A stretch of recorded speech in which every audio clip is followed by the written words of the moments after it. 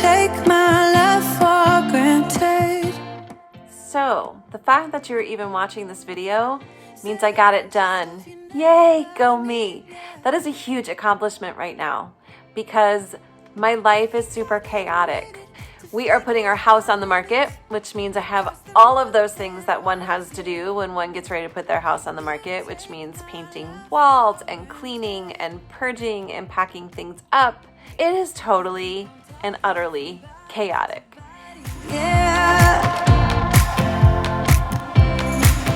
Getting closer to just being nothing else. I'm a sucker for your love, even though it's kind of toxic. Using my misting water bottle and my color shaper, I added French millinery and petticoat pink. It's toxic, babe.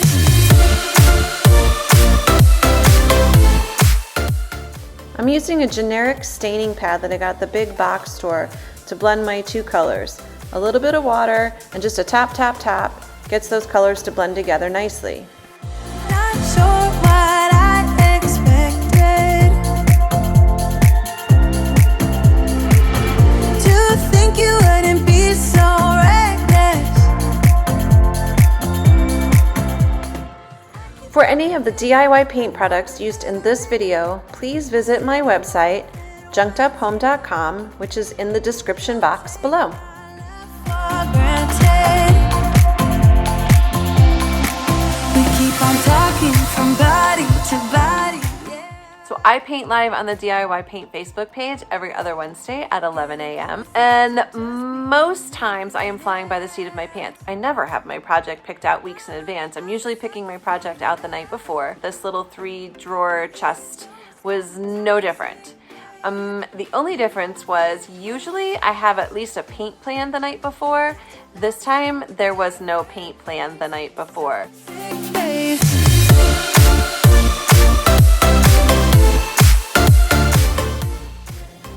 I chose Liquid Sunshine and Water Lily to add a little bit of color variation to my project. Nothing more to say, let's just waste away. One more time is all we need.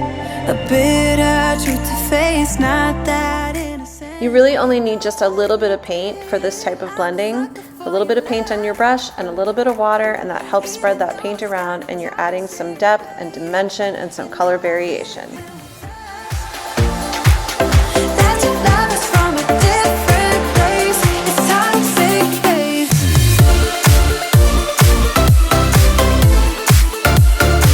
Oh, it's toxic, babe. Yeah, yeah. This was a complete, I'm just going to wing it and see what happens. I did get it cleaned and prepped and holes filled and things like that, but I still didn't have a plan as far as how to paint it. And then I got up early on Wednesday morning.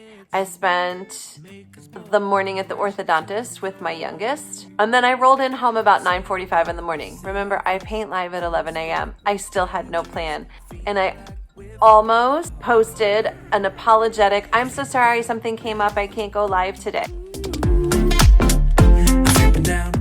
I thought Farm Fresh would make a nice complement to the other colors that I used, but it was a little too intense, so I cut it with just a little bit of crinoline, mixed it up, and that lightened it up just enough.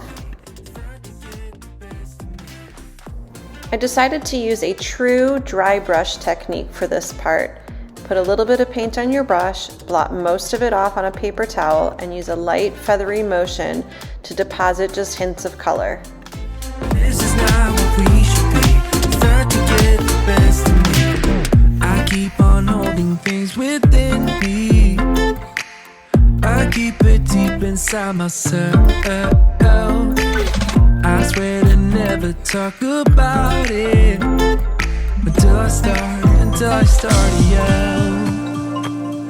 Something to save us, close but we're strangers. I decided to dry brush a little bit of weathered wood. This is a great alternative to dark or black wax.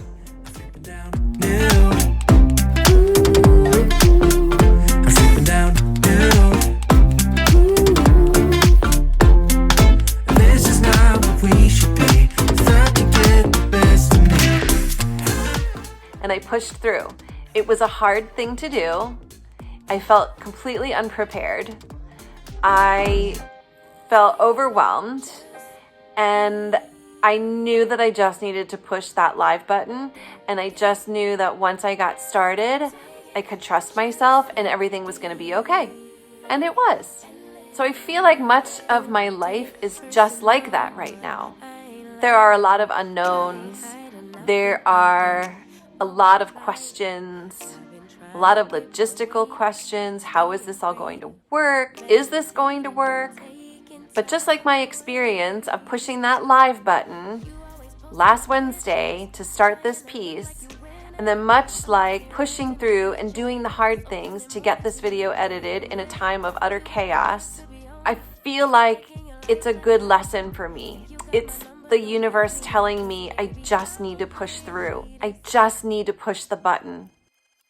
After I got the paint looking the way I wanted, I did a quick coat of Big Top to seal everything up before applying my transfer. I'm on hiatus. I let that Big Top dry overnight, preferably 24 hours, before I apply my transfer.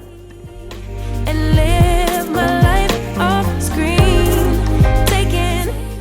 One of the cool things about transfers is you can cut them to whatever size you need. This is the classic bouquets transfer from Iron Orchid Designs, and it basically comes in 4 different panels, so I just cut those 4 panels out. I knew I could use 2 on the front and 1 on each side of my project. With a detailed transfer such as this one, it takes a lot of rubbing and a lot of patience, but the results are well worth it. Take a break or a little vacation and chasing blues away. You always posting the pictures. I bought my IOD transfer from fellow DIY paint retailer Julie at purplemonkeymanor.com. The last step that I did was sealed my transfer with a coat of clear wax. So if my overseas living experience turns out as great as I think that this little chest did, everything will be just fine. Thank you so much for watching, you guys. If you found this video at all entertaining or helpful, or you learned something, please go and subscribe to my channel, Junked Up, and don't forget to hit the bell to get notifications so you will know every time I upload a new video. Thanks so much, and I will catch you guys next time on the DIY-aGoGo. Time out to be.